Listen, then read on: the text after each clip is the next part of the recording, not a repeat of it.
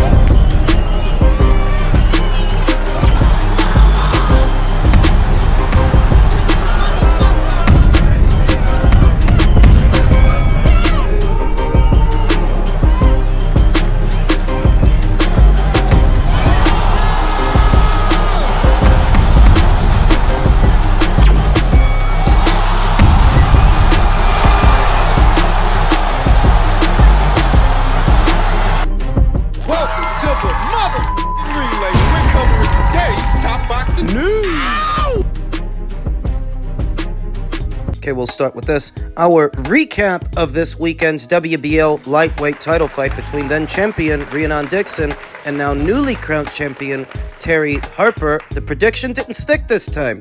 I thought Rhiannon would win the fight. I thought she would win a points decision. She got off to a decent start.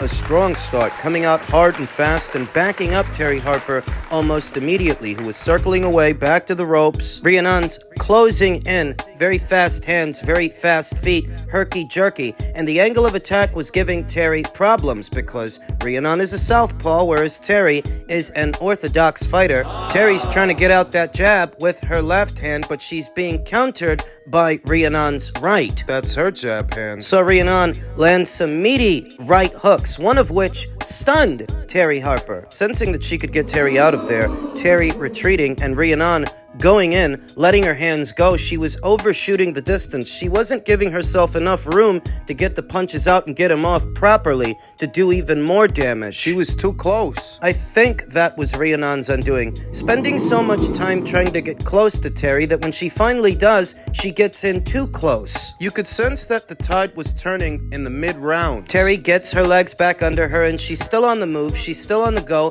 She's getting out punches here and there. Some are getting in, while Rhiannon's energy reserves are draining. This was a big step up in class for Rhiannon up until this point. Terry is the best fighter she would have fought. So naturally, this was a more difficult fight than any fight that she's had so far, and it was taxing on her energy reserves. You could see that round by round, Rhiannon was starting to lose her shape, lose her form. The defense is suffering for it because as she's closing in, trying to get to Terry, she's getting hit more. She's taking more punches, more punishment. She's breathing with her mouth open. She's stumbling around. As the fight progressed, Rhiannon was losing her shape more and more, whereas Terry, the more experienced fighter of the two, was able to keep her shape and keep landing clean punches. She was able to weather the storm early on, take Rhiannon's best, and outlasted her. Bloodied her nose, too. It was a good effort from Rhiannon Dixon, but ultimately Terry won the fight. She definitely won the fight. No arguments from me about the decision. This makes Terry Harper a 3-division champion. And this puts her back in the mix for big fights. Now it's Rhiannon that's on the bounce. And in the end, it's probably better that it happened this way, because Rhiannon Dixon, this is just her first professional loss. It's not the end of the world. Whereas for Terry, it would have been a lot harder. Terry, who outgrew 130 pounds, was too small for 137. If she couldn't make things happen at 135, where would she have gone? If she lost, it would have been worse for her. But she won, finished strong, in spite of getting off to a rocky start. The old saying goes, it's not how you start, it's how you finish. I think this fight is a good example that the pace caught up to Rhiannon, whereas Terry was more accustomed to it, more accustomed to high-level fights and tense fights like this one. This was the first for Rhiannon. And you just have to chalk it up to experience. Terry had more experience. So now that she's WBO champion in the lightweight division, her rivals, her contemporaries, Katie Taylor still holds 2 alphabet titles at this weight. WBA and WBC titles. That could soon change. Katie could end up vacating both of those alphabet titles. The WBA would end up going to Jessica Kamara. The WBC would end up going to Carolyn Dubois. The IBF ended up going to Beatrice Ferreira. Terry's got the WBO. This was the 3rd world champion that Terry took a title from. The first was Eva Wahlstrom at 130 pounds. The second was Hanna Rankin at 154, and now with Rhiannon Dixon, that makes 3. She's taken 3 alphabet titles from 3 reigning champions across 3 divisions. What are her chances against the current crop of champions and the somebodies in today's lightweight division? Being honest, I'm a fan of Terry, and I'm happy for her, but if she were to fight Beatrice Ferreira, I think Beatrice knocks her out. I think the same applies to a Caroline Dubois fight. If Katie vacates the WBC title, and Caroline is elevated to full champion, and Terry and Caroline fight, I think Caroline knocks Terry out. Beatrice and Caroline knock Terry out. Terry's best bet to unify titles with someone at this weight would have to be via Jessica Kimura. That if Katie vacates the WBA and Jessica is elevated to full champion, Terry can beat Jessica. Jessica's a good fighter, but I give Terry very good odds to win that fight. Maybe we get it, because I'm not sure that Katie Taylor's coming back down to the lightweight division. I mean, she still has 2 alphabet titles there, but for how long? I don't know. In any event, congratulations to Terry Harper. She proved me wrong. She won the fight, and she is a 3-division champion now. Back on the Ring IQ pound for pound list, and we'll get into those updates in another video.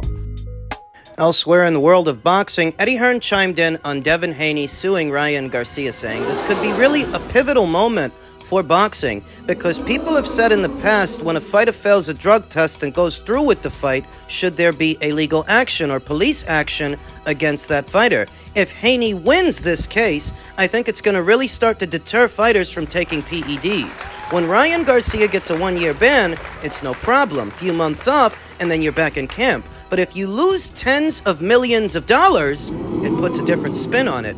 And we talked about that. This course of action is getting mixed reviews from people within boxing, in the boxing world. Boxing insider Rick Glacier said, after that lawsuit Devin Haney filed against Ryan Garcia for fraud, battery, and unjust enrichment, Bill Haney should never ever talk again about street cred, as Bill has now lost his street cred, and Devin should be embarrassed. Devin got his ass beat down because he couldn't get out of the way of the left hooks all night. The Haneys need to get a grip on reality. The Haneys should have left this fight behind them and moved on. Instead, filing a lawsuit resulting from the competition of boxing, they aren't winning that lawsuit. That's an act of desperation by the Haneys. And you're a hypocrite. Rick Glacier is the same guy who criticized Eddie Hearn due to Conor Benn's doping case. He doesn't seem to make any light of Ryan's. That Ryan tested positive for a banned substance, the same as Conor, but it only bothers him when Conor tests positive. It only bothers him when a Hearn fighter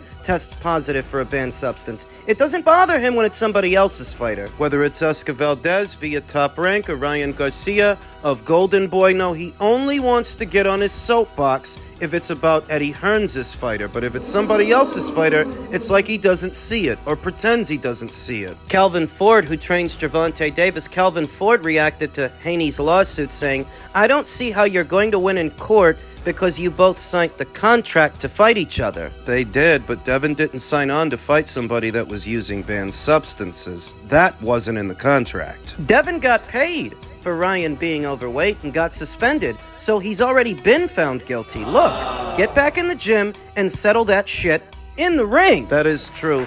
Devin was compensated for Ryan Garcia coming in 3 pounds over. He was compensated financially. Though what has my attention is how unsympathetic some of the people within boxing are, which is why I always say boxing doesn't know how to feel about doping in the sport outwardly, outside looking in. When you see these reactions from the people within boxing, you kind of get the sense that they're indifferent, when they should be more outraged than we are. Because it's supposed to affect them more than it affects us. But they don't seem all that bothered by it, not really. And I think that makes them a bit hypocritical, though I think Devin's a hypocrite too. Huh? Devin's a hypocrite. You're suing Ryan Garcia for assault and battery in relation to a boxing match when you tried to assault someone outside of the ring, outside of a boxing match, not even a boxer, a regular Joe, a regular guy, a carny. I haven't had the chance to get into the optics of all of this, irrespective of whether or not Devin actually has a case, a legitimate case against Ryan. There are also the optics of all of this you have to consider. This makes him look bad. You're suing Ryan Garcia for assault and battery, right? So should the guy at that carnival that you took a swipe at, should he sue you? Even worse that you didn't even hit him. You missed him. It makes Devin look like a hypocrite and a weakling. That outwardly you couldn't beat Ryan Garcia in the ring, so now you're trying to beat him in the courtroom. Pussy. You have to remember that not everybody's going to spend as much time on this as I or you. No, not everybody's a content creator or an avid boxing fan, a hardcore boxing fan. Some boxing fans are casuals, and casually they're looking at this and it looks like Devin, because he couldn't beat him in the ring and he doesn't think he can, he's pursuing a court case instead of a rematch. That doesn't mean it's true. That just means that's how it looks to them, to the casual observer. And those are very bad optics for a young fighter, quote-unquote fighter. He seems less like a fighter and more like a pussy, a weakling, and a hypocrite. Suing for assault. You just tried to assault somebody. Even worse is that you failed. Described by some as career suicide due to how bad these optics are, how can you really hope to rally boxing fans of boxing behind you in this fashion? This way. The goal is to make yourself out to be a victim, and you actually succeed. That's how the boxing fans are going to look at you. Not as a boxer, not as a fighter, but a victim. And whether you have a case or not, being viewed as a victim by the spectators in this spectator sport doesn't lend itself to your marquee value at all. I see a few people here and there in support of Devin Haney's lawsuit against Ryan. They think he has a case. They think he has his reasons. Some, though not a lot. And it's getting more and more difficult to support Devin Haney as a fighter because he doesn't seem like a fighter. He just seems like a wannabe, a weasel. A bitch. I think Ryan cheated. I absolutely think Ryan cheated. I think he knew what he was doing. He did it on purpose. He just thought he'd get away with it. But how Devin's handling it?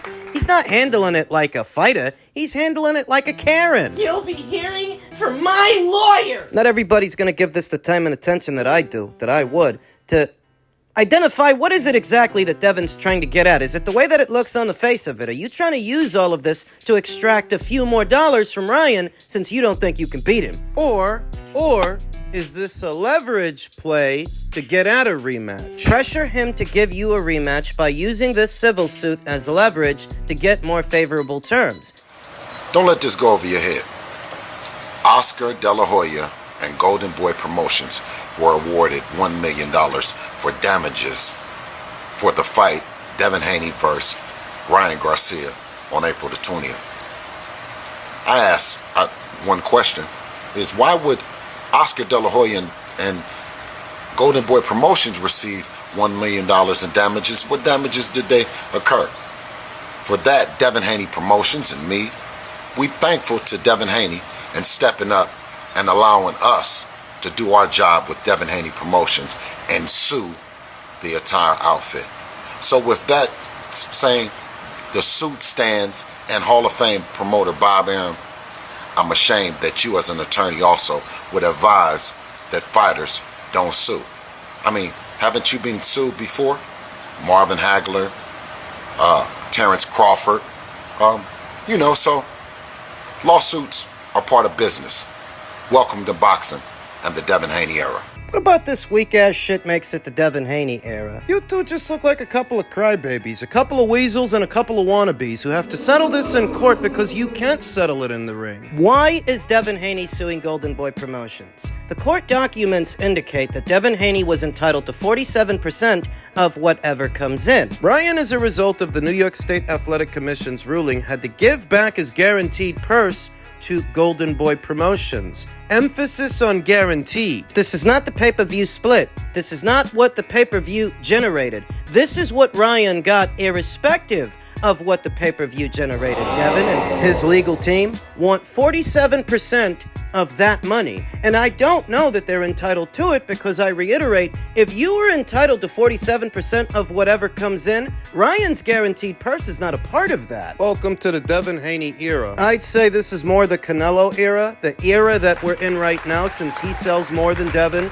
and more than Gervonta and more than Ryan. I'd say this is the Canelo era. It's still the Canelo era more than it's your son's era. At some point, you have to stop acting stupid. Stop acting. Just stop. Because it's not your son's era. You guys in the American boxing scene seem to treat everything like it's a grift, like it's a hustle, like it's a come-up. And you're only doing this because your son's not as good as you thought he was. He's not who you say he is. If he were, you wouldn't have to do this. You wouldn't have to pursue this in this fashion. The only way I think it's permissible for Devin to pursue legal action against Ryan and Golden Boy is if he's using the civil suit as leverage to get a rematch. It's the only way. That's it. If this is a leverage tactic to leverage the lawsuit against favorable terms in a rematch, then I'm on board. Then I'm all right with it, and it's a smart play, if that's what you're doing. But if all you're doing is trying to extract a few more dollars from Ryan and Golden Boy by playing the victim, then you're just a bitch. A pussy. If it's not a rematch you're after, and you're just playing the victim to get out a few more bucks, you're nothing but a couple of grifters. Yeah, I don't like Ryan, but I'm not liking Bill and Devin too much either. It all depends on how this shakes out and what they're really trying to get at, because you should want the rematch. If you feel that Ryan using banned substances gave him a competitive edge, then you should want a second fight under certain terms so that you can prove that's the only reason he won. You can prove. He cheated, and that was his only edge. You're a fighter. You're supposed to be. You should want the second fight. You should want your lick back. You should want revenge. You should. In the subsequent weeks and months that have followed this doping fiasco, I haven't seen much in terms of talks for a rematch. It's not a lock that a second fight would have happened. I haven't seen much from Ryan or Oscar or Devin or anybody. So it was never a guarantee that a second fight was going to happen. A second fight between these two would be bigger than the first, noticeably bigger, because of the controversy, because of everything that happened inside the ring and what later came out outside of the ring, that the rematch could very well do 1 million pay-per-view buys with the controversy as the fuel and the intrigue. Was it really the Peds that won Ryan the fight? You can sell it. Or is Devin just not that good? He's nowhere near as good as people thought, nowhere near as good as him and his father made him out to be, and that's why he lost. That intrigue, that selling point, sells the rematch. Absolutely. Though without the rematch itself being a guarantee, it was never a lock that a second fight was going to happen. Could this civil suit be a leverage play to where the Haneys and their legal team are saying, we'll make this lawsuit go away if you give us the rematch on our terms and conditions. We want this amount of money guaranteed. We want this kind of pay-per-view split. We want penalties in play should Ryan blow the weight or test positive for a banned substance. Hefty penalties. A leverage tactic, because it's a leverage play that would actually be very smart. Leverage the lawsuit against the rematch. You give us the rematch under these terms, we make the lawsuit go away. You don't, we'll jam you up with this. We'll jam you up with this for months. And maybe we win. Maybe we don't. Do you want to roll the dice? Do you want to find out? Do you want to gamble? Or would it be cheaper and more cost-effective to just give us what we want? I don't know if the Haneys and their legal team are that smart. I don't know if that's what they're doing. But if that's what they're doing, then I'm on board. I can get behind that. But if these are just more weasel tactics from a couple of weasels to make a little bit more money, I can't support them. You're weak. And that's some weak shit.